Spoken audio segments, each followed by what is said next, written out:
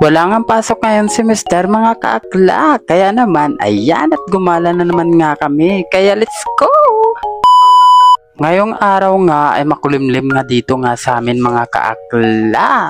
Pag ganitong panahon nga mga kaakla ay nakakatamad talagang umalis. Pero nga si Mister ay mapilit nga. Bago nga kami gumala ngayon mga kaakla ay dumaan nga muna kami dito sa barbershop dahil mahaba na nga ang buhok ni Mister. Kaya naman nga sabi ko nga sa kanya ay magpagupit nga muna siya.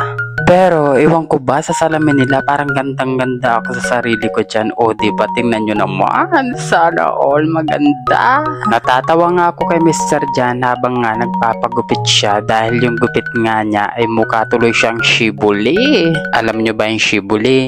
Tumboy ba? Tumboy. Ganon. Tapos na nga siya magpagupit dyan, kaya naman sabi ko nga sa kanya ay mag-van na nga lang kami dahil umaambon na nga mga kaakla.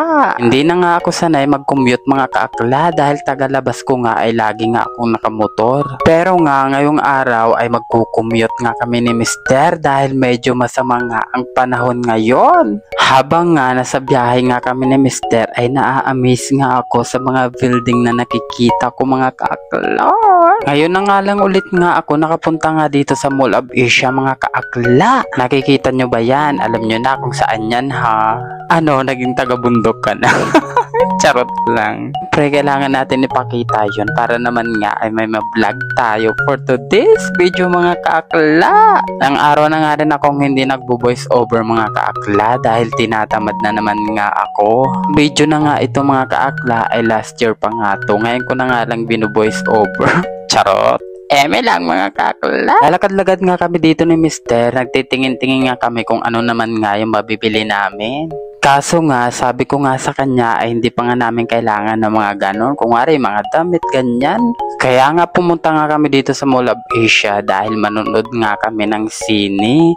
Kaso nga lang ay wala nga bagong palabas nga ngayon mga kakla. Wala na naman kaming napanood, diba? Nakita nga namin to, yung MOA Sky, mga kaakla. Kaya naman, ayan, umakyat nga kami ni Mister kasi nga ngayon lang ako nakapunta nga dito. Pag akyat nga namin dito sa taas mga kaakla, ay ayan, umaambon pa nga siya at medyo basa pa nga yung sahig. Wala nga rin ganong tao mga kaakla dahil umaambon nga siya. Pero nga kami ni Mister ay hindi nga nagpapigil dahil nga ang ganda nga promise ng mga tanawin dito mga kaakla. Hindi ko nga alam mga kaakla dito nga sa MOA ay may ganito pala. Kayo ba mga kaakla? Sino na ba yung mga nakapunta sa inyo dito? Kaya naman ay mag-comment below nga kayo dyan sa baba. Para nga kung sino pa nga yung hindi nakapunta dito ay itry nyo na, promise mga kaakla. Magagandahan nga kayo dito sa place nga na bago dito. Kaso nga lang, sad to say nga lang, ayan, tingnan nyo yung dagat o diba wala na siyang makikitang tubig. Puro mga buhangin na nga lang yung makikita nyo mga kaakla.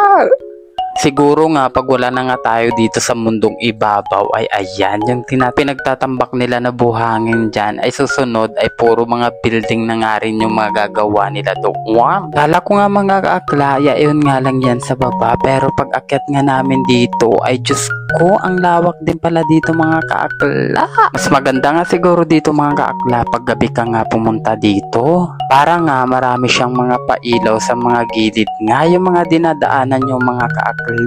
Palagi naman nga kami pumupunta ni Mister dito sa MOA kaso nga ay hindi nga kami nakakagawi nga dito. Hindi nga rin namin alam na mayroon pa pala dito sa pinakataas nga at mayroon ka pa nga ditong paggagalaan mga kaakla.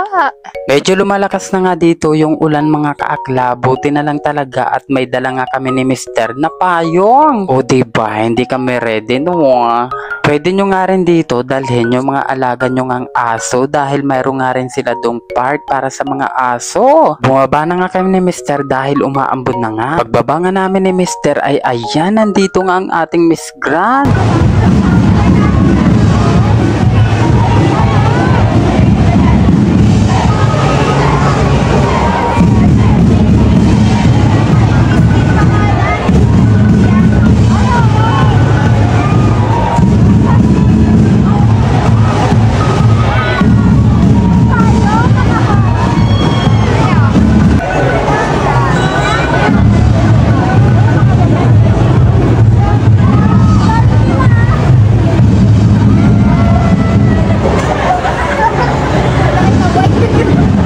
diba, bongga yung mga merlat. Ang gaganda nila mga kaakla.